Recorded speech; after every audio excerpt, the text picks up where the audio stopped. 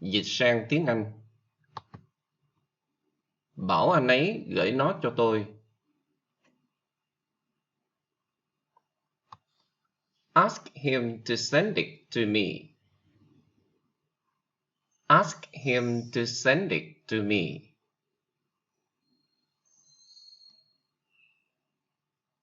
Bảo anh ấy mang nó cho tôi.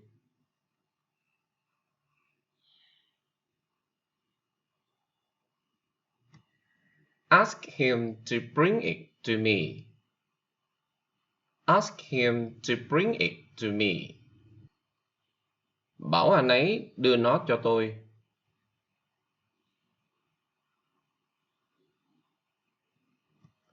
Ask him to give it to me. Ask him to give it to me.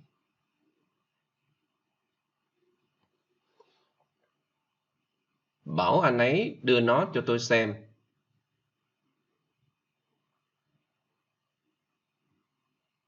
Ask him to show it to me. Ask him to show it to me. Bảo anh ấy đưa nó cho tôi mượn. Ask him to lend it to me. Ask him to lend it to me. Bảo anh ấy lấy nó cho tôi.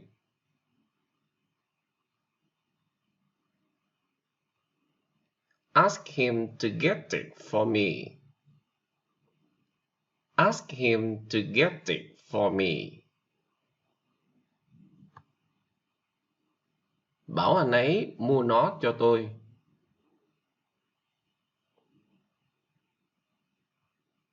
Ask him to buy it for me. Ask him to buy it for me. Bảo anh ấy đưa họ đến đây. Ask him to take them here.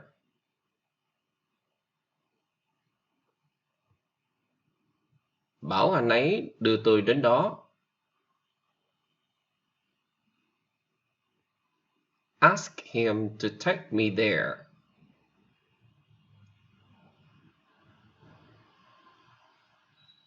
Ask him to take me there.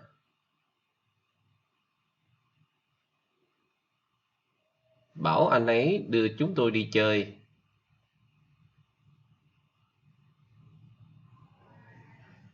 Ask him to take us out.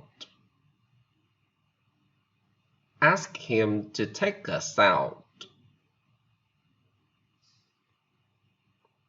Bảo anh ấy đưa cô ấy về nhà. Ask him to take her home. Ask him to take her home. Bảo anh ấy đưa tôi đi làm. Ask him to take me to work. Ask him to take me to work. Bảo anh ấy đưa chúng đi học.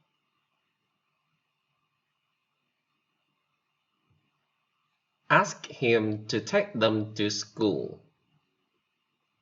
Ask him to take them to school. Đừng chừa lại thức ăn, cố ăn cho hết. Don't leave any food, try to eat it up. Don't leave any food, try to eat it up. Anh không nên chừa lại thức ăn, cố gắng ăn cho hết.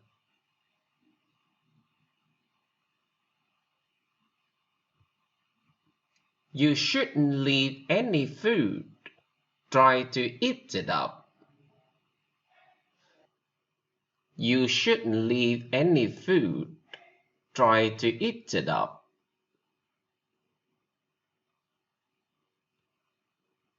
Tôi nghĩ anh không nên chừa lại thức ăn.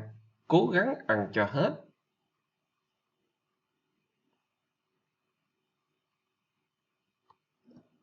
I think you shouldn't leave any food. Try to eat it up. I think you shouldn't leave any food. Try to eat it up.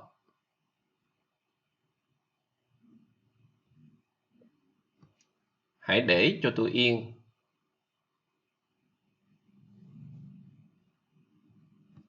Leave me alone. Leave me alone. Đừng để cửa mở.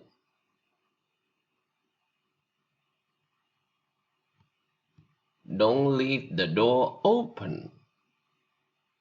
Don't leave the door open.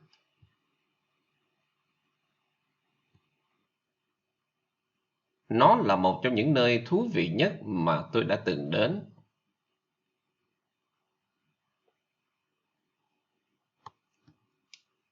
It's one of the most interesting places I've ever been. It's one of the most interesting places I've ever been.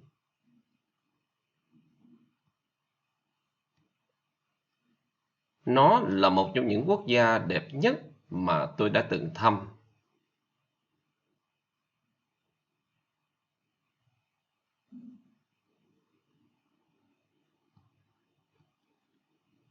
It's one of the most beautiful countries I've ever visited.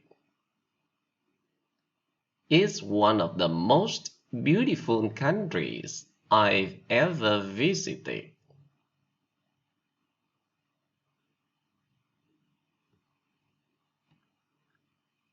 Nó là một trong những phim hay nhất mà tôi đã từng xem.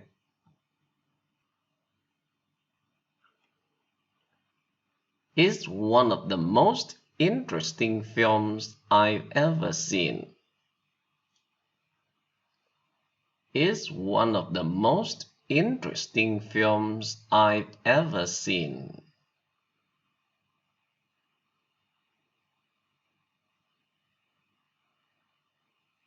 Anh ấy đã ở tù bao lâu rồi?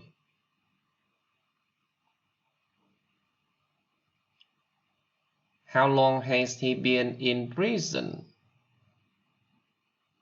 How long has he been in prison? Anh ấy đã nằm viện bao lâu rồi?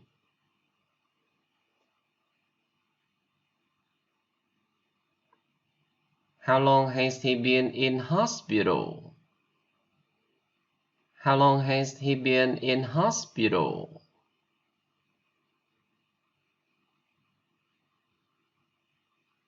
Anh ấy đã mắc nợ bao lâu rồi?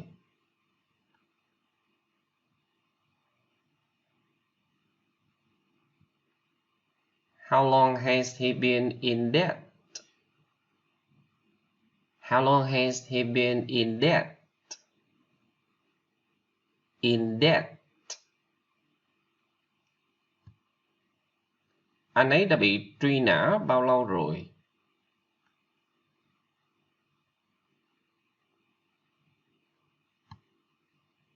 How long has he been wanted? How long has he been wanted?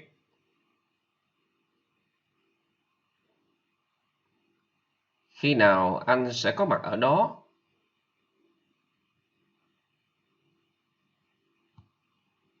When will you be there? Tôi sẽ có mặt ở đó vào ngày mai. I'll be there tomorrow. I'll be there tomorrow. Khi nào anh sẽ có mặt ở đó? When will you be there? Tôi sẽ có mặt ở đó vào ngày mốt.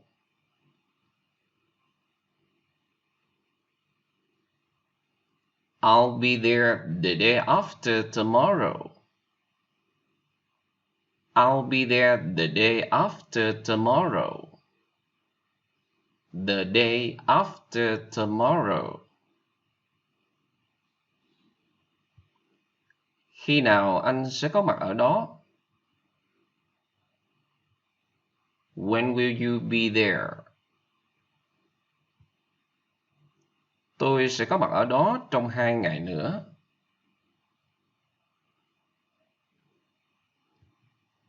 I'll be there in 2 days. I'll be there in 2 days. Khi nào anh sẽ có mặt ở đó? When will you be there? Tôi sẽ có mặt ở đó vào cuối tháng này. I'll be there at the end of this month. I'll be there at the end of this month.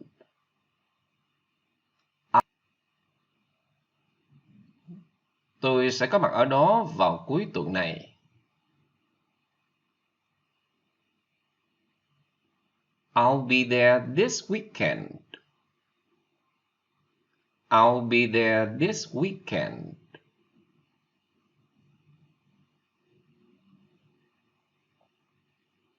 Anh có nhớ lần đầu tiên anh gặp cô ấy khi nào không? Do you remember when you first met her? Do you remember when you first met her?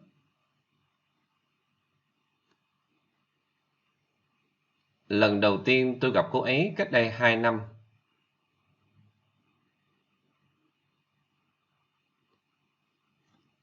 I first met her 2 years ago. I first met her 2 years ago.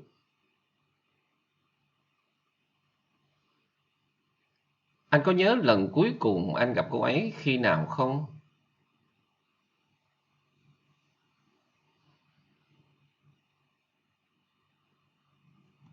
Do you remember when you last met her? Do you remember when you last met her? Lần cuối cùng tôi gặp cô ấy cách đây 20 năm.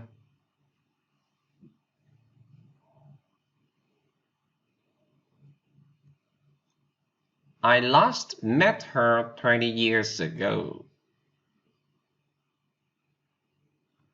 I last met her 20 years ago. Anh có nhớ lần đầu tiên anh bắt đầu đi làm khi nào không? Do you remember when you first started work? Do you remember when you first started work? Do you remember when you first started work? Lần đầu tiên tôi bắt đầu đi làm cách đây 8 năm.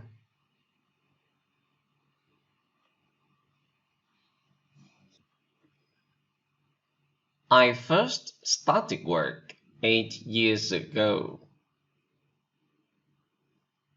I first started work 8 years ago.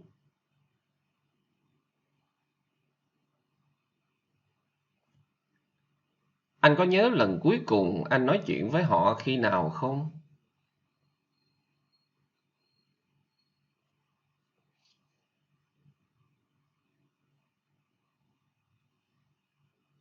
Do you remember when you last talked to them? Do you remember when you last talked to them?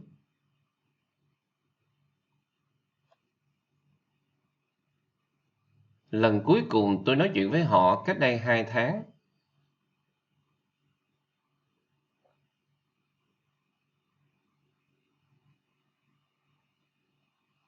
I last talked to them 2 months ago. I last talked to them 2 months ago.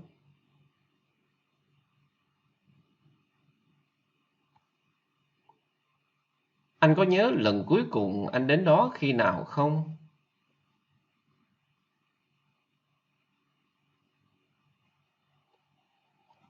Do you remember when you last came there? Do you remember when you last came there?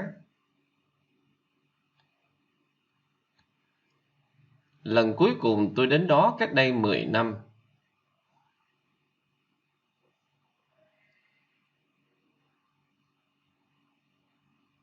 I last came there 10 years ago. I last came there 10 years ago.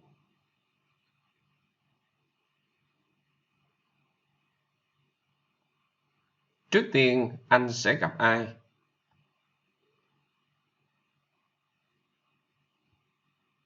Who are you going to meet first? Who are you going to meet first? Trước tiên, anh sẽ nói gì?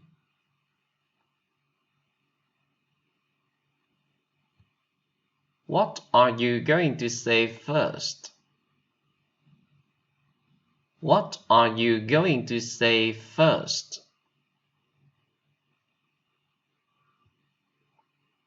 Trước tiên anh sẽ thăm ai?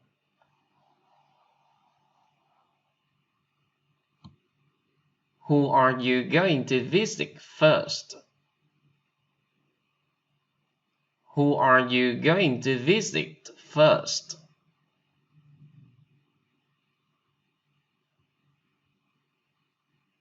Trước tiên anh sẽ kể cho ai nghe?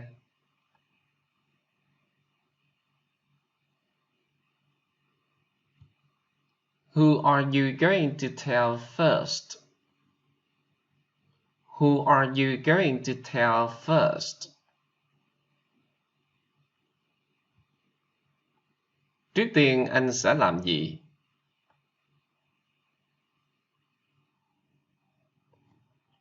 What are you going to do first? What are you going to do first? Trước tiên anh sẽ đưa nó cho ai xem?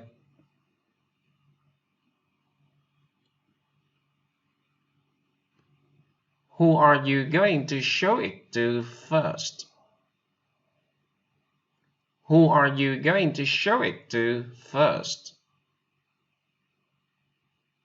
Who are you going to show it to first?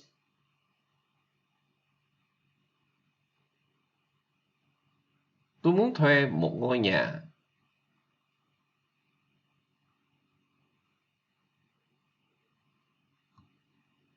I want to rent a house.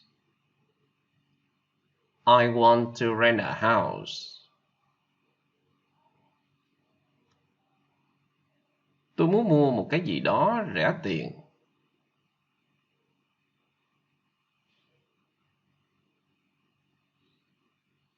I want to buy something cheap. I want to buy something cheap.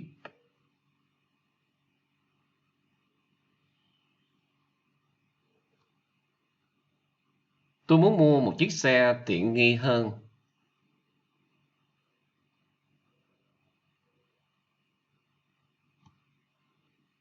I want to buy a more comfortable car. I want to buy a more comfortable car.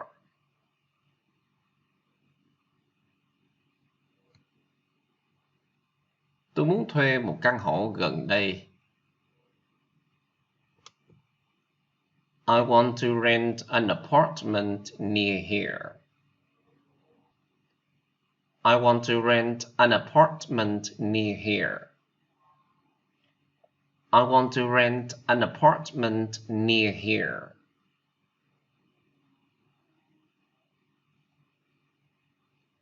Nó là nhà thuê, không phải của tôi.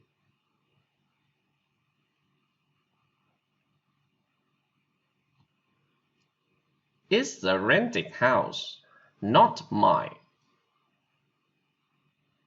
It's a rented house, not mine.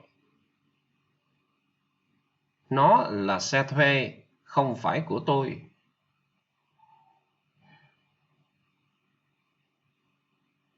It's a rented car, not mine. It's a rented car, not mine.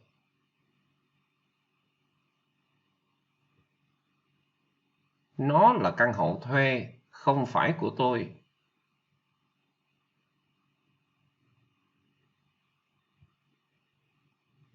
It's a rented apartment, not mine. It's a rented apartment, not mine. Nó là xe gắn máy thuê, không phải của tôi.